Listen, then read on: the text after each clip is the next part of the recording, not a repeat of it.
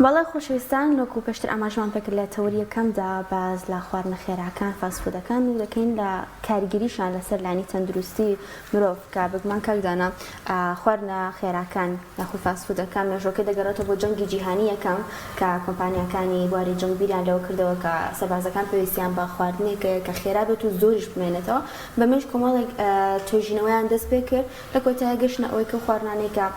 سوورەکرێنەوە لە ناوڕۆناو ڕێژەی کاربۆهیدراتیان زیاترە ئەوانە زیاتر ئەمێننەوە کاتی ئامادەکردنیشیان کەمترە بۆ ئەمەش لەتر لەو کاتەوە لە جەنگی جیهانی یەکەمەوە خواردنی خێراسەری هەڵداوە و چەند ساڵانێکی زۆریشە کە خەڵکی خۆیەکی زۆریان داوەتە خواردنی خێراکان چ لەسەر کار یاخود لە ماڵەوە بێت بە دیلیڤەری داوای ئەەکەم بۆ هەموو شوێنێک و کەمیش بگومان کاریگەرێکی خراپی لەسەر تەندروستی هەیە کۆمەڵێک لانی تەندروستی بەرەو عقارێکی خراپ دەبات کە بگومان پزیشکەکانیش ڕۆژانە بەردەوام لە سۆشیال میدیاکانەوە لە تەلەڤیزیۆنەکانەوە ئەماژە بۆ دەکەن کە لە خواردنە خێراکان دوور بکەوینەوە بۆ قسەکردنی زیاتر لەسەر ئەم بابەتە میوانداری زۆر بەڕێز دکتۆر زانا ئەحمەد پزیشکی کلینیکی ڕاوێژکاری خۆراکیمان کردووە کە لە ستۆدیۆ لەگەڵماندایە زیاتر قسە و باز لەسەر بابەتەکە دەکەین زۆر بەخێر دکتۆر. چۆنی باشن حاڵتان سپاسکەم بژیت هەواشن. کاک دکتۆر ئەمەوێت لەو دەست پێ بکەم زانم خواردنی خێرا چی ئایا تەنها خواردنانەی کە لە دەرەوە ئامادە دەکرێن خواردنی خێران یاخود ئەو هەندێک خواردنیش کە لە ماڵەوە ئامادە دەکرێت دەچێتە بابی خواردنە خێراکانەوە. خۆی خواردنی خێرا هەندێک و کۆڵیت صفات و خاصەتی خۆی هەیە ینی مەسەن بۆ منە ئەگەر بێت و ئەو شتانە بەکاربێنی هەمان ئەو پێکاتانە بەکاربێنی و لە ماڵش دروستکە هیچ فەرق ناکە هەر نەفسی شتە و خواردنە خێراکەوەیە بۆی کە زۆر ضرورە لە خواردنی خێرا ینی وەکو باسە کرد لە مێژووی دروستبوونی مەسەن بۆ دوای جەنگی جیهانی یەکەمەوەمانە لە دوای جەنگی جیهانی یەکەمەوە ئیتر کۆمپانیەکان یاخود زۆربەی زۆری شەریکاتە گەورەکان کە کرێکاریان هەبوو بیریان لەوە کردەوە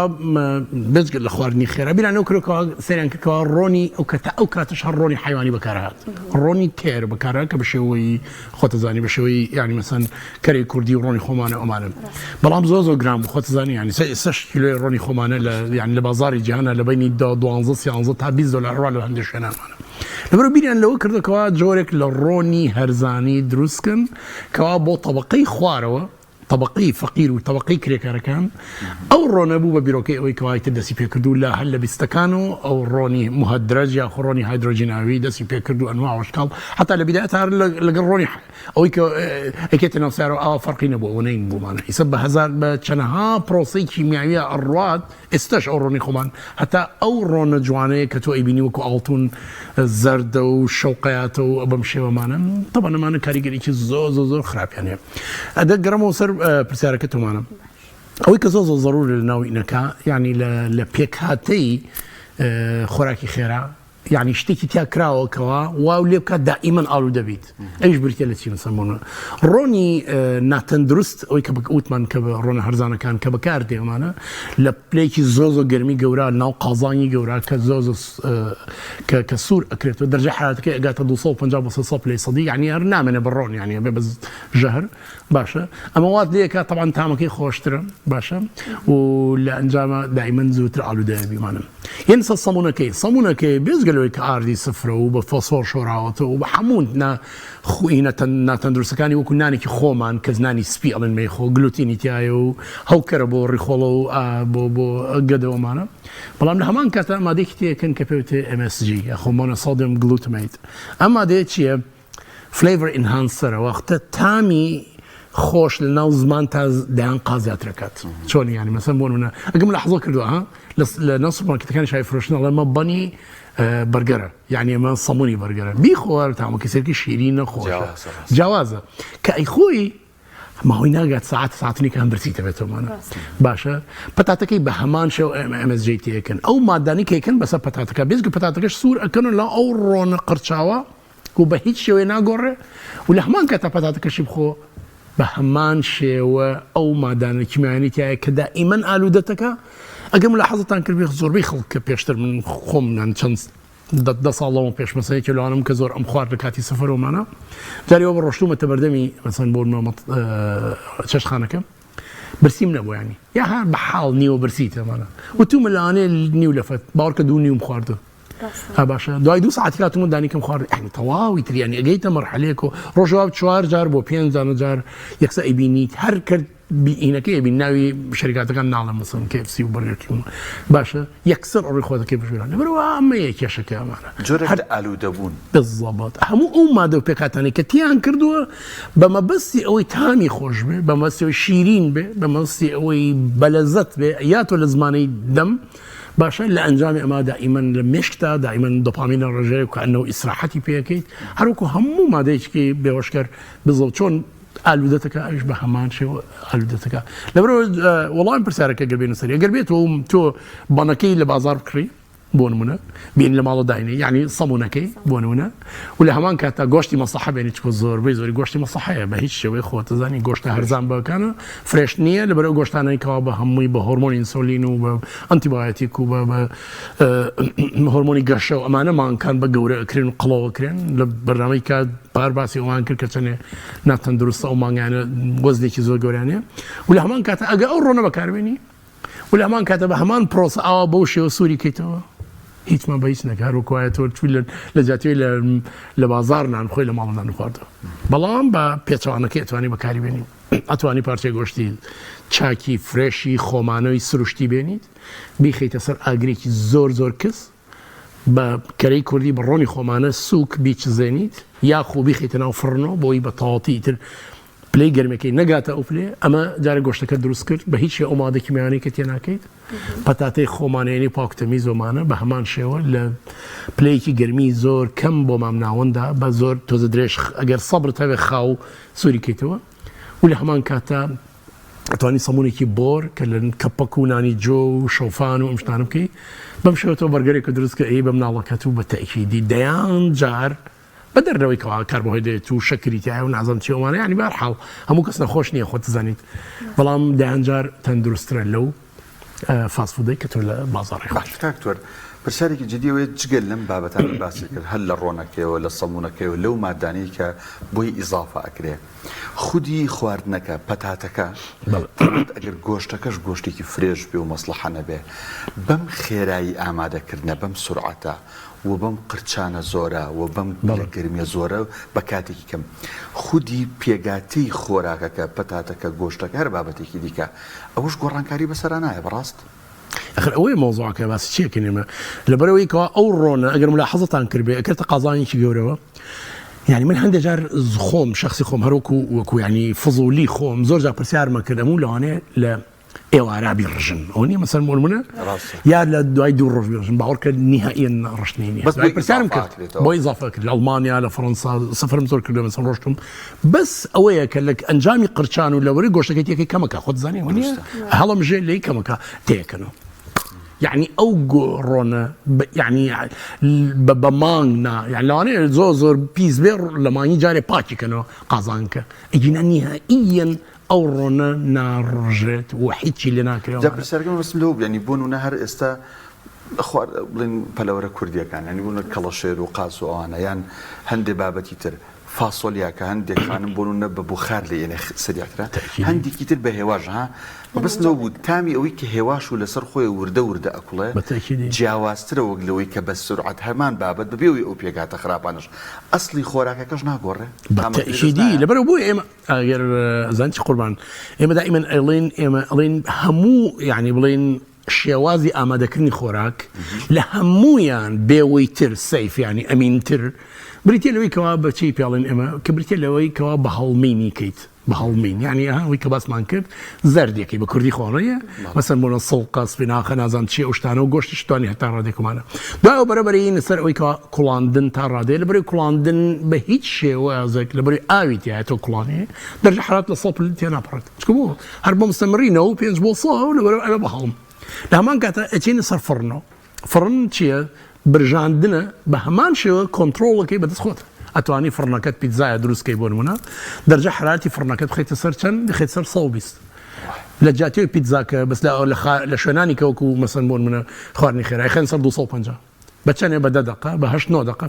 پیتزاکە پێگا بە هەمان شێوە کێشەمان بە دروست بوو بەڵام تۆ بیخە 120 150 کێشەی نییە بۆ ڕۆن بەڵام ئەو کاتە بە 20 دقه خەڵک تااقەتی نییە لەبەرەوە بە تەکیدی لە ئەنجامی ئەو زۆر پلێگەرمایەکە تەوێ بە خێرایی خواردنەکە ئامادەکەیت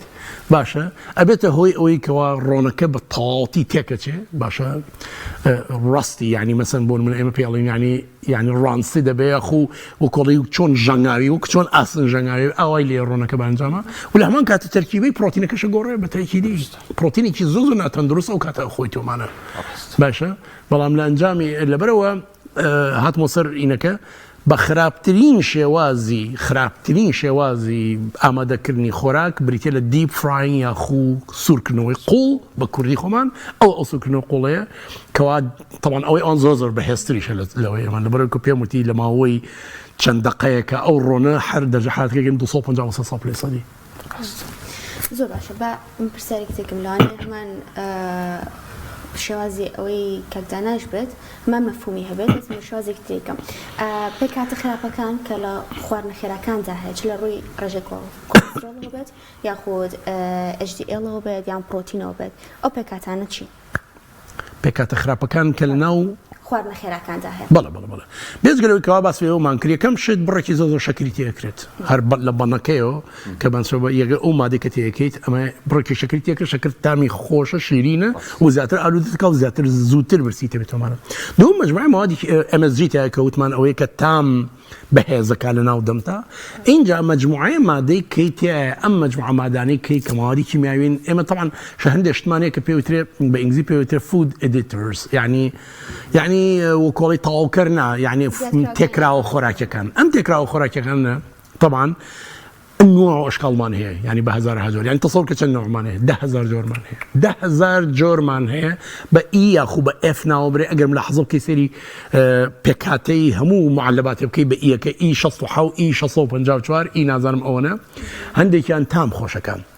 هەندێکیان ڕەنگی جوانەکات هەندێکیان بۆنی خۆشەکە هەندێکیان وەکو هەمەڵشن هەندێکیان بریسکەی پێوەدا هەندێکیان پێوتە ئەنتیکەیکینگ ینی مەسەن نایڵە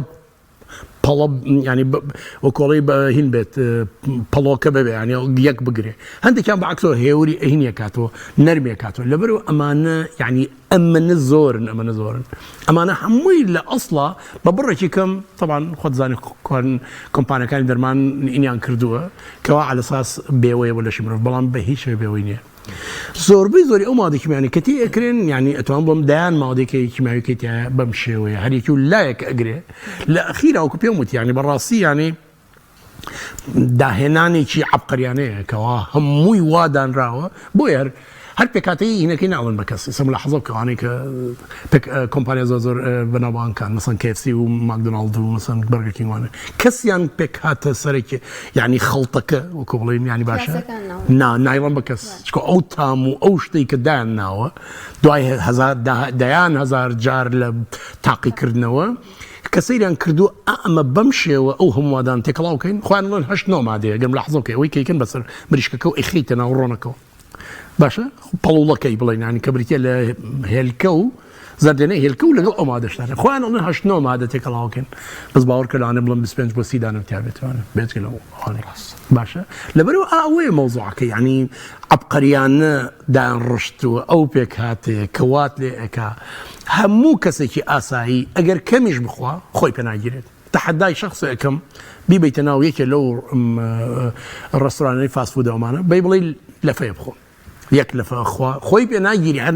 تەواوی نەکردو دووەمدانە خوات بەڵێ بڕۆ دەرەوە داوایەکە دووار ڕۆژتە دەرەوە دوو ساعتێکە تۆجارێکی بۆمانە لەبەرەوە جۆرە کرد خاستن بۆ مێر منداڵەکانمانانی لەبەرەوە ئێمە گەورەین تا ڕادێ کۆنتترۆلی خۆمانەکەین بەڵام بۆ ئەو کەسانی کەەوە مراحقەکان کەوا لە عمری خۆتەزانی ئەوانە زۆر پیس ئالودە بن لە 14 و 15 ساڵ حتا لە ماڵت چێشت لێنیت چشتێکی خۆشی تەندروست کردووە مەسەن بۆ مریشکە گۆشتە برنجێکی تەندروست کردوانە کەچی یەکسە مناڵەکانم بە تەلەفۆن داوا بە دیلیڤەری داوا چیەکەن کاکتۆر بۆ پژاستنی قسەی جەنابەت ینی ماوەی پێش و بڵین لە بایعی لەتکەنەوەگەدرا من خێزانم کرد بە فەلافل هەندێک جار لە ماڵەوە بەڵێ نۆکەکە نۆکەکە مناڵەکەم لە با بڵین لە پۆلی حەوتە زۆر نەیە خوارد لە ماڵەوە کەچی ڕۆژوا بواتەوە ئەمڕۆ لە حانوتەکە یەک فەلافلی لێ بوو ئەوە نەخۆش بوو ئەوە نەخۆش دایکی باشە ئێمە چەند ڕۆژ لەمە پێش دروستم کرد لە ماڵەوە نەتوار ئەو قسەی تۆ وایە بە فعلی بەوەی دەرەوە بە شێوازێکە کە بم شێوازە خەڵک ڕاکەشە بس کاکتۆر ئێستا بینەرە بیسەرێک کە ئەم بەرنامەی ئێمە بینیان لە سۆشیال میدیای گوێی لێ بێتەوە ئەڵە دیسانەوە دەستیان کردە بە بابەتی خۆراک دکتۆرەکان ئەوانەی پسپۆڕن لە خۆراکە دنیایان لێکردوون بە چرمی چۆلەکە هەریکی و شتێکەڵێ ئەمە بەشێکی خەڵک ێڵێ ناحەقینیە بەشێکی بەڵام بام پرسیارەکە لەوە بچکە جەنابەت پسپۆڕەکەی تۆ بزەپت لەم بابەتەیە ئێمە لە ماڵەوە گە واز لە فاسفودەکانیش بنین لە ماڵەوە ئەم خواردنانەی ئامادەیەکەین باسی ئەو ڕۆنە جوانە زەردەت کرد یا باسی ئەم زەیتت کرد کە لە بایعە درێ جاران بە 1000 ڕۆبێ و ئێستا تۆزە گرام بووە ئێستا بۆ بە 2000 ئێستا بۆ بە 2000 یا تۆزە زیاتر قسەکە لەوەیە بەڕاست بە چ شێوازێک کابانەکانی ماڵ خواردن دروستکەن تەندروسترە لە مەیتریان قۆناغ بە قۆناغ بەتاکیدی باشترین شتەوەی هەر بەدەر لە فاسفود یعنی تۆ وەکو کابانە لە ناو چێشتخانەکەتا چی بکەی کە بتوانی تا ڕادەیەکی زۆر دوورکەویتەوە لەو کاریگەری خراپانێکەوە لە شێوازی لێنانی چێشتی مەسەن فاسفودا لێنەوەوان یەکەم شت دوورکەوەرە لە دیپ فراین یاخو و کۆڵی سوورکردنەوەی قوڵ ئەم سوورکردنەوەی قوڵە کاریگەری زۆر خراپەکانی هەیە و حتا ئەگەر من لەحظە بکە ئەگەر هەر بەو طریقی ئەوان بەرەو طریقی ئەوان یان تەحەداکەم ئەگەر ڕۆنی کوردیش بێنی هەر بەرگە ناگرێ کەرەی کوردیش بێنی بەرگە ناگرێ باشترین زەیتی زەیتون خراپتر ینی زەیتە ڕۆکەکان زۆر هینترن ینی لەبەرەوەی ئەوان پێکاتەکان ناسکترە لەبەرەوەی تێرنین ناتێرەکانن مەسەن لەبەرەوە بەعەکسەوە لە دەرەجە حرارەتی لە دوای 160 هەمویان تێکەچن و وێرانە بنەوەمانە لەبەرەوەی محاولەکە یەکەم شت ئێمە ئەو کەڵچەرەمان نییە کە پێڵێن زەردکردن بە ئینگلیزی پێێتە ستیم یعنی خۆ بەهەڵمینکردن هینێکمانەیە و تاوەیەکە و دوو قاتە ژێرۆ ئاویتیایە گەم لە حەزتان کرد هەموو کابانەکان زان سەرەوەی هەموو سەوزە و شتەکانتی تێەکەی تۆمانە باشە دایەنەی ئەوکە لێ نایە نابێ بە کوڵان هەرچی هەڵمەکەی لێ ئەیە و جوان و هەڵب تۆقێ و یعنی زۆر شێدار و خۆش ئەبێت ومان و زۆر خۆش و بەلەزەت و دوایتوانی ڕۆنیشی تاکی دوای ئەوەی کەواتە هاو کرد زەیتی زەیتونی تاکە زەیتی گوێزی هندی تاکە هەموو زەیتە تەندروستەکان ئەمە یەک یا توانی کوڵان زۆرتر ئینکەی هەموو یعنی وەڵکەڵی شێوازی ماڵەوت بگۆڕ بۆ کوڵان وابکە لە مناڵەکانت وابکە لە خێزانەکەت وابکە لە مێردەکەتکەوە حتا جارێک سوورکردنەوە خۆندا دەجاریکە کوڵان بێ وکۆ بە هەمان شێوە باسمان کرد کوڵان لەبەرەوەیکەوە پڕە لە ئاو دەرجە حراتی لە 95 پلسێ ناپڕچ خۆتزانانی ئەگەر بگاتە 150 بە لەحزەیە ئەو نامێنن لاوێ لەبەرەوە قەت ناگاتە ئەو دەرجێ و دەرجەی حرارەتی 100 پلە بۆ ڕۆن بێوەیە کێشەی نیێوانم بۆ هەموو جۆرە ڕۆنەکان بۆ هەموو جۆرە ڕۆنەکان زۆربەی زۆری ڕۆنەکان لە 160 پلەوە ئیتر دەست پێەکە سمۆکینگ پوینت ینی وەکڵی ئەو دوو کەڵە ئەکا و ئیتر تێکەچێ ئینەکەیمانە اینجا توانی بەکاری بێنی مەسەن بۆ منە فرن بەکاربێنی فرنێکی لە باشترین شتەکان کە ئێمە بەکاری نایێنین بە شەوەی کەمانەوێت فرن بە هەوەسی خۆتە دەرجە حرارەت پیتزا دروستەکەیت هەر شت سوورەکەیتەوە شفتەیەکە لە خراپترین ڕێگەکانی بەکارێنانی ڕۆن لەسەر خانمی بڵێ باشە من ئەو کفتم لێنا لە شالێن خۆ دەزانی بەڵام من کوبەیەک چۆن سوورکەمەوە شفتەیەک چۆن تەرتیب بکەم بەدیلەکەی بریتە لە فرن بە هەوەسی خۆتە قوربان 150 پلە بیخە سەری ئیتر هیچ مەترسە ئەی نەعەم بەڵێ بە تەئکیدی لە جاتیوی تا شفتەکەی تا کوبەکە و باسمان کرد تا ئەسوور ئەبێت و ئەبرژێ بە تەئکیدی دوو قات زیاتری ئەوێت تا ئەوەی لەبەرەوەی ئەو ڕۆنە گەرمەی کە تۆ قڕچانوتە دەرجە حرارەتی 250 پلە سەدیە ینی تەسەوور کرد لەمەوەی دقەیە بۆ 2 دقە شفتەکە و تاوەهێنتە دەرەوە بەڵام ئەگەر تۆ بیتەوە بیخێتە ناو فڕنەکە و بە تەئکیدی 2 قات 3 قات کاتی زیاترەوەی ئەبێ پێویستە خۆمان فێرکەین لەسەر ئەو شتە ئەمانە اینجا لە شێوەی نەکانە مەسەن لە شێوەی پێکاتەکانە حتا ئەتوانین لە پێکات دوورکەوینە لە پێکاتەی سەڵسەکانە سەڵسیانێ و سەڵسانی کەوا بەکارێنی مەسەن بۆ باربەکیەوە سەڵسە مەسەن ساسە کێچەپە مایۆنیز ئەمانە هەمووی فولن لە شەکر و ماوەدی کیمیاوی و ئەو تام MSG ئەوشتانی کەواەکانی ئەگەر ئەمانە بەکاربێنین ومانە ئیتر خۆشمان ئەتوانێت وەکو باسمان کرد هەموو کابانێکی ماڵ ئەتوانێت بەرگەرێکی خۆشی بەلەزەت بێنێ پەنیری کوردیش بێن یاخۆ پەنیرێکی خۆش بکا بەسەر گۆشتەکە و بۆ شێوەیە و بەخاوی لە ناو فڕناسۆری کاتەوە بە ڕۆنێکی تەندروست و دوو پارچە سەمونی بۆر کە بە کەپەک و جۆمان کرابێ و فعلەن بە تەئکیدی بەرگەرێکی خۆشی و تەندروستی کرد و ئەشتوانی بخۆیتەوە باشم پرسیارێکەکەم بە دوو بەشێکم یەکیان کاریگەری خراپەکانی خواردنە خێراکان بۆ سەر تەندروستی مرۆڤ چیە و ئایا ئەم کاریگەریە خراپانە بەپێی ڕەگەز و تەمەن ئەگۆڕێت؟ بەڵێ یەکەم کاریگەری خراپەکانی هەرچی زۆربەی تێژینەوەکانە ینی بە ئەرقام باسی ئەوە ئەکەن کەەوە ئەو کەسانێکەوە فاسفود دەخۆن زیاتر لە 150 زیاتر لە هەموو کەسێکی عادەتی زووتر تووشی نەخۆشەکانی دڵ و بۆرەکانی خوێنە بنەمانە چکە بۆ بڕی ئەو هەوکردنە زۆرەی کە ئیخاتە سەر لەشی مرۆڤ لە یەکێ لە دراستەکانە ئەڵێ ئەگەر بێت و پەتاتەی سوورۆکراوانەی خاصنی خواردنەخێرەکان کە ئەی خۆی بۆ یەک وەجبە تا 72 دانە سعات بڕی هەوکردن لە شتا زۆرە یعنی دوای ئەو 72 دانە سعات حەزەکەی شاتوو بخۆ ئەو خۆراکانی کە زۆر چاکردن ئەڤۆکادۆ بخۆ نازانم چی بخۆ بڕۆکۆلی بخۆ 72 دانە سعات ناتوانیت ئەو بڕی هەوکردنە دابەزێنیت توانێت بە یەک خواردنیوانە لەبەر ئەو کەسی کەوا بە مستەمری ڕۆژوای 4000 5000 خواردنی ناتەنسخوا بە مستەمری بریتە لە هەوکردن لەشە هەوکردن گەورەترین سەبەبە یاخۆ هۆیە بۆ چی بۆ بریناربوونی وەرەکانی خوێنمان بریناربوونی وەرەکانی خوێنشمان بریتە لە یەکەم سەبەب بۆ مردن بۆ دروستبوونی جەڵتە بۆ دروستبوونی ینی ئینفارکشن یاخو باشە جەڵتەی دڵ و هەروە جەڵتەی دەماغ و هەموو شتانە لەبەرەوە کاریگەریەکانی ئەمە بێژگەلەوە اینجا بێنە سەر سەرەتانات ینی حەفەرەزەن یەکێک هەرتوانی 20 ساڵ خواردنی خێرای خوارد بەڵام بۆ هەیە زۆر پێش ئەوی بە جەڵتە بمرێ یاخو بە جەڵتەی دەماغ بمرێ بەتەکیری ماوەدە خراپەکانی بۆ هەیە توش سەرەتاناتەکە ئەیجا بریتە لە قەڵەوبوون ینی ئەو ڕۆنە ناتەندروستی کە باسمان کرد بەو شێوە کە لێ دائیمەن خۆی یەکێکە لە سەبەکانی کە لە ناو خانەکانی لەشتا و بەتابەتی ناو خانەکانی جگەرە یەکێ لەو ئینانی کەوا هەستیاری ئینسولین کەمەکاتەوە یعنی خۆی لە خۆیە یەکێ لە گەورەترین سەبەکانی کە بێتەوە یەک داوەزینی هەستیاری ئینسولین کە داوەزی هەستیاری ئینسولین کات بە مستەمەڕی برسیتە بێ ئەو خۆی یەکەم مرحلەیە بەرەو قەڵەوبوون و بەرەو شەکردن دروستبوون ئەمە بە شێوەیەکی گشتی هەر سەینەکانی سوود کاریگەری ناتەندروستی زۆر خراپیکەی هەیە لەسەر دەماغ لەسەر پوکانەوەی دەماغ لەسەر جومگەکان و ڕقبوونی جومگەکان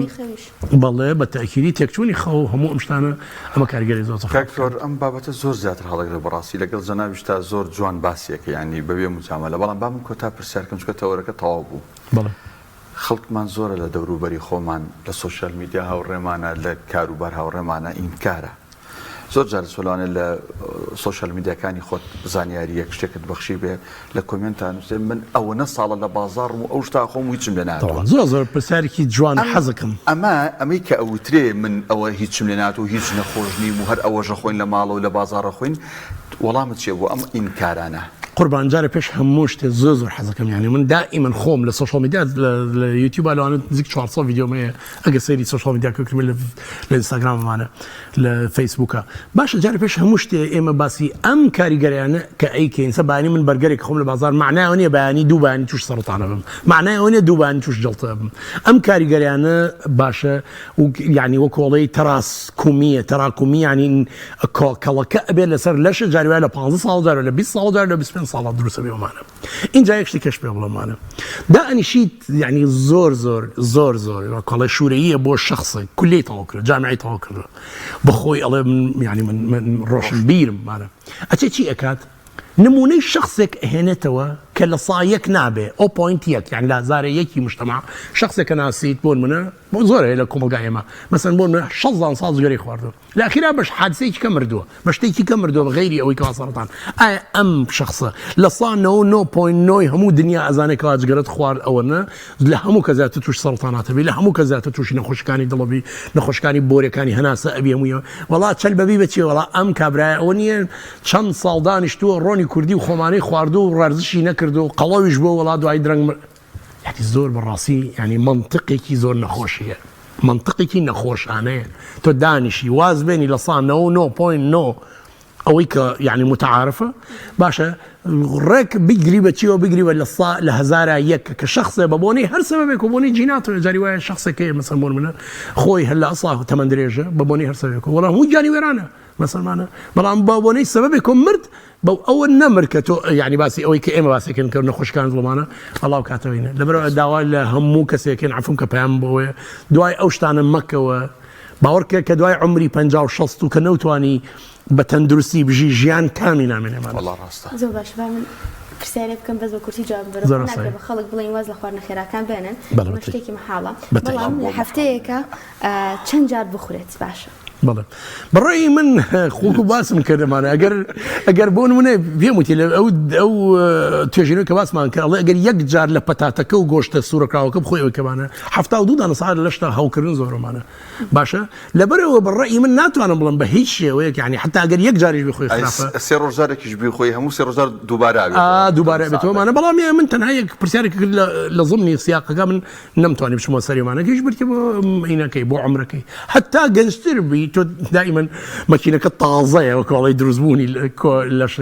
ئەندامەکانن تا ڕادەیە تەسیراتەکانی کەمترە بەلەو کۆ بێتۆ لەوەندا بەڵام حتا چیتە عمرۆ بێ زووتر وازی بەزەو قسەی مانایەوە نییە گەنجەکان مانایەوە نییە یعنی مانای ئەوەیە کە من عمرم 50 ساڵە بە تاکیدی بۆ من دەیان قات خراپترە و کاریگەرەکانی تەراکمی ترە تا ئەوەی کوڕێکی گەنجی 20 ساڵی ئەیخواوامانە بە تاکیدی لەبەر دوور کەوینەوە لەو شتانە بە تاکیدی و ئەشتوانی ئەم خواردنە تەندروستە کە خەڵ حەزی لێ کە خۆ لە ماڵەوە بدرستی کرد خۆ لە ماڵەوە بە شێوەیە پێکاتەی تەندروست خۆ دروستی کە بیبرژێنە و بەوی خەناوینەکە و بێ بە مناڵەکەت و بۆی زۆر بەڕێز پزیشکی کلینگی ڕایۆشتکاری خۆراکی زۆر سپاس بووی کە لەم تەوەرێ لەگەڵمان بوو زۆر سپاسەوە کەم دەستان خۆش بێ بژێ